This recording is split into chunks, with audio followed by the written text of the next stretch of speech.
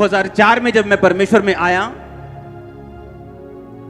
क्योंकि 2003 में 2002 में मैं अपनी पढ़ाई को पूरा करके जलंधर वापस आ चुका था।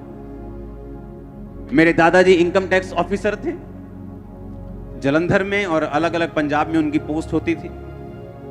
जब उनको कैंसर हुआ तो मेरे घर वालों को किसी ने बताया कि जाओ, ये क्रिश्चियन लोग जो हैं ये प्रार्थना करके कैंसर ठीक करते हैं। मैंने इंटरेस्ट नहीं दिया बिल्कुल भी, और मेरी फैमिली जो है वो मेरे दादा के लिए प्रार्थना करवाने जाती थी।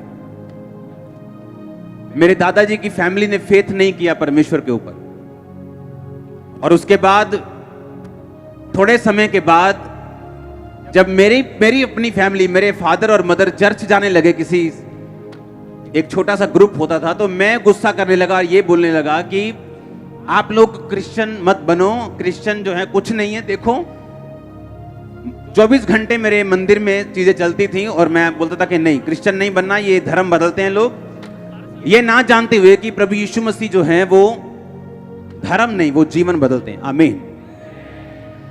और उसके बाद जब मैंने उनको मना कर दिया, अपनी फैमिली को वापस ले गया और मैंने चर्च नहीं जाने दिया। 2004 में मुझे कुत्ते ने काटा और मैं मेंटली अपसेट हो गया। अटैक होने शुरू हो गए। डॉक्टर्स के बाद डॉक्टर्स, जिन पे मुझे मान था, सब जगहें, सब चीजें, सब जगह घूम लिया, और सुसाइड करने वाला था जिस दिन, सारी अकड़ निकल चुकी थी। धर्मों के बारे में बात करना बंद कर दिया था, कुछ नहीं मैं करता था, सिर्फ सुसाइड करना और हैवी डोज नशे की लेके स्पेशल सुल्तानपुर साइड से नशा लेने जाना और स्पेशल नशा करना ताकि मैं नशे में रहूं और मुझे अटैक ना हो। अपनी छत पे चढ़ जाना और मेरे भाई ने वहां पे आना और मैंने उसको देखना, और जब नीचे चले जाना तो मैंने रोना कि मैं इनके सामने अब नहीं रहूंगा, क्योंकि मैं सुसाइड कर लूंगा और मैं इनको, ये मुझे मिस करेंगे सभी लोग। अपने घर में मैं आया, अपने बेडरूम में जाने लगा, क्योंकि उस टाइम मेरा पूरा मन बन चुका था, मैंने कहाँ जाना है, कौन से फाटक पे जाना है, ट्रेन के नीचे सुसाइड करना है, नशा ज्यादा करके जाना है, पूरा प्लान बन गया। और एक हिंदू व्यक्ति अपनी पत्नी के साथ मेरे बेडरूम में बैठा था, वो उसी ग्रुप से थे जहां मेरे मम्मी पापा जाया करते थे प्रार्थना करवाने के लिए। मैं अंदर गया, मुझे अब कोई इंटरेस्ट नहीं रह चुका था कि कोई क्या करता है, कोई कौन से धर्म में, मुझे मालूम था मैं जा रहा हूं। उन्होंने मुझे बात करनी शुरू की, तू कैसा है, ये क्या हुआ तेरे को, बड़े धागे शागे पूरे बांध रखे, क्या हुआ तेरे को। मेरा बात करने का दिल नहीं था, मैंने नशा किया, फिर भी मैंने बात की कि ऐसा ऐसा मुझे प्रॉब्लम है। उन्होंने कहा ठीक है, हम प्रार्थना करेंगे ना आपके लिए, आप ठीक हो जाओगे। वो पंजाबी बात करते थे, तेरे लिए प्रेयर करांगे पर ठीक हो जाएगा तू। मेरे को लगा चलो मरना तो है ही, एक टेस्ट कर लो इनका। आप इमेजिन करो, रात के 8 बजे बाइक पर, मेरे पास बाइक होता था पैशन, रात को 8 बजे बाइक पर नशा करके मैं उनका घर देखने गया जहां वो चर्च लगाते थे, और नशा किया हुआ अंदर में गया और मेरे सिर पर हाथ रख के प्रार्थना हुई। और पहली प्रार्थना में जो मुझे करंट लगा, मुझे मालूम था कि कुछ तो है। ये मालूम नहीं था कि ये जीवित परमेश्वर है, ये एकमात्र परमेश्वर है, ये सब कुछ कर सकता है। क्योंकि हम जिन जगहों से निकले, हमारी कोठी है ब्यास में जहां पर सब बहुत बड़ा सत्संग होता है, वो हमने उनको दे दी थी और उन्होंने हमें बाहर जगह दे दी थी। हम वहां के परमानेंट मेंबर्स थे, हर जगह हमारा रोल था। एक्टिव रिलीजियस खानदान से हूं मैं, एक्टिव। ऐसा नहीं था कि हम परमेश्वर को मानते नहीं थे, नो, एक्टिवली मानते थे सबको।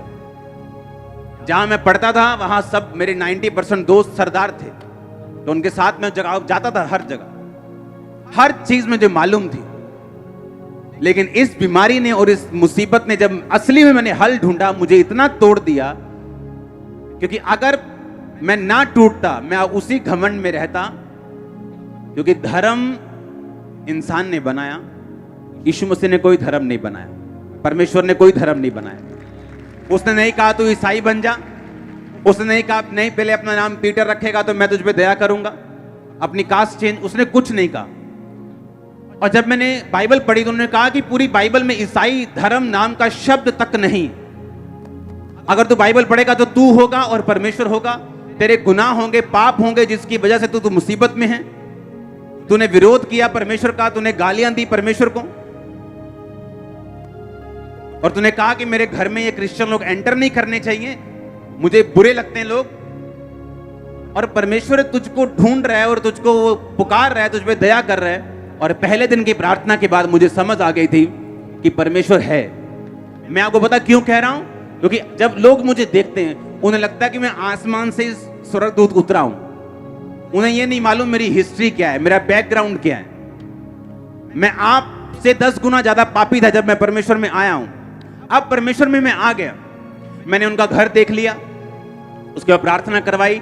एक छोटी सी बाइबल, नया नियम उन्होंने नीले कलर का दिया, बोला पढ़ना। मैंने कहा ठीक है जी, ये पेपर ले लो, रोज 20 मिनट प्रार्थना करना। मैंने कहा 20 मिनट तो बहुत ज्यादा, 20 मिनट ठीक है, कोई बात नहीं। तेल मसा करके दे दिया, पानी मसा करके दे दिया, अच्छा इसको लगाना, ठीक है। और मेरे को जुआ खेलने की आदत थी, मैं पूल का चैंपियन था। पूल होता ना, और जब जुआ खेलना पूल में लड़कों के साथ, बैटिंग लगानी लड़कों के साथ।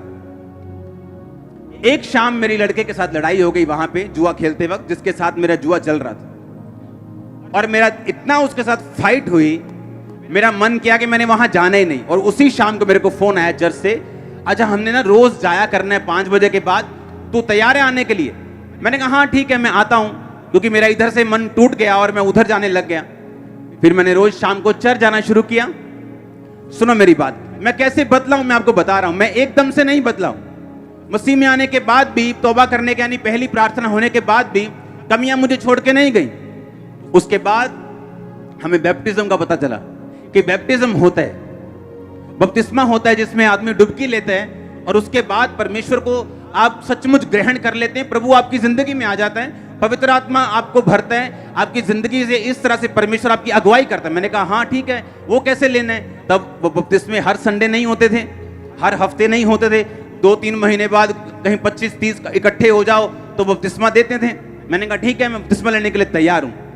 मैंने अपने दोस्त के साथ प्लानिंग की, मैंने कहा बपतिस्मा लेने से पहले ना खूब शराब पीनी, बपतिस्मे के बाद तो पी नहीं होगी, अब वो पहला पूरी पी लेनी है अपन। और प्लानिंग कर रहे हैं उसके साथ, और पास्टर आया, बोला क्या क्या बात कर रहे हो? हमने कहा हम झूठ नहीं बोलते थे, सीधा बताते क्या दिल में है। ये प्लान कर रहे हैं हम। उनका नहीं, प्लान नहीं करना, ये